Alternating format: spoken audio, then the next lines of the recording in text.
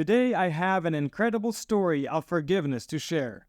Padre Pio faced a shocking case of blackmail and slander from one of his own fellow priests. But how Padre Pio responded will truly inspire you.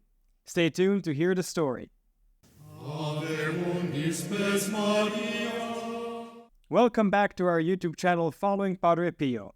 If you're new to our channel, Padre Pio was a Capuchin friar, mystic, and miracle worker whose intercession is still very powerful and active today. We publish videos and shorts 5 days a week, so follow us to find out more about the life of this fascinating saint, and you will be amazed at what Padre Pio can do for you, a family member, or a friend. And now to our story. The story I'm sharing today comes from the book called Padre Pio, The True Story by Bernard Ruffin. Within its pages, there is a chapter that dives into a captivating tale of blackmail. Listen to this.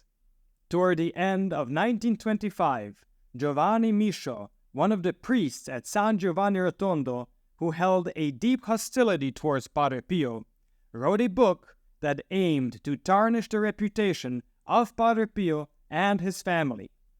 Now, you might be wondering, what exactly was in this book? Well, we don't know for sure because the book eventually disappeared. But we know it contained slander against Padre Pio and his family.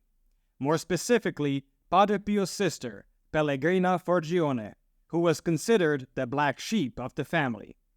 Whatever the content of the book was, Father Giovanni was sure he would make a profit out of it, one way or another. So he went to Petrolcina, Padre Pio's hometown, and gave a copy of his book to Padre Pio's brother, Michel. He then explained that he had already received an advance of 5,000 lire for the book's publication, but he would cancel the publication and return the money if the Forgione family paid him the same amount. So here we have blackmail in its lowest form. Nowadays we have phishing. Michel explained to Father Giovanni that he did not have that much money on hand, but he was willing to sell some of his family's land to stop Padre Pio from being hurt. Father Giovanni agreed to this deal. However, Michel decided to share this blackmail with a well-connected man named Emanuele Brunato. If you're not familiar with Mr. Brunato, he is considered Padre Pio's first spiritual son. He saw himself as Padre Pio's guardian and was known for fearing no one. In addition, he was a wealthy businessman with a troubled past and loved Padre Pio greatly. Brunato traveled to Rome and informed Cardinal Gaspari, the Secretary of State, about the scheme. The Cardinal was furious. He shouted, "Put Giovanni behind bars." This made the situation even more serious. So back in Petrolcina, Michel made a new deal with Father Giovanni. He offered him 4,000 lire in cash and promised to give the rest after selling the land. Father Giovanni agreed to the offer and took the money. But little did he know that Michel gave him banknotes with serial numbers registered with the police, who were now informed about the blackmail. To make things worse for Father Giovanni, the police caught him red-handed while he was trying to destroy a threatening note he intended to send to Michel Forgione, in which he had written, "Your days are numbered." When the news finally reached Padre Pio, who was unaware of the plot against him to this point, he almost fainted.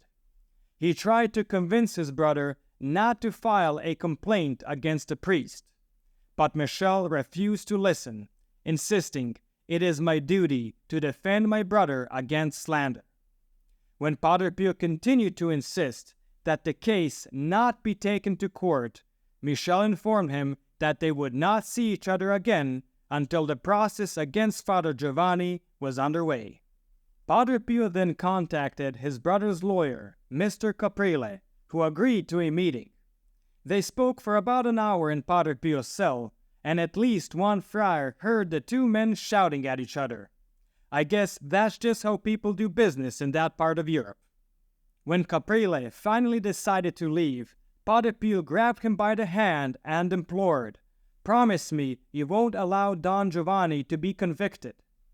Caprile responded, "Father, you know I can't work against my own client, and your brother is my client."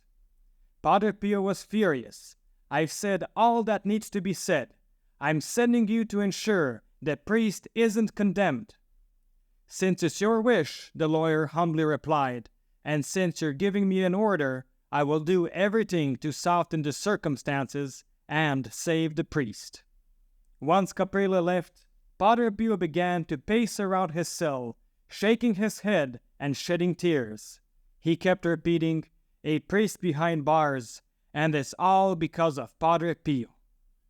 But the lawyer kept his promise, and despite the judge finding Father Giovanni's manuscript repulsive, and even more so because it was written by a priest, Giovanni's sentence was suspended.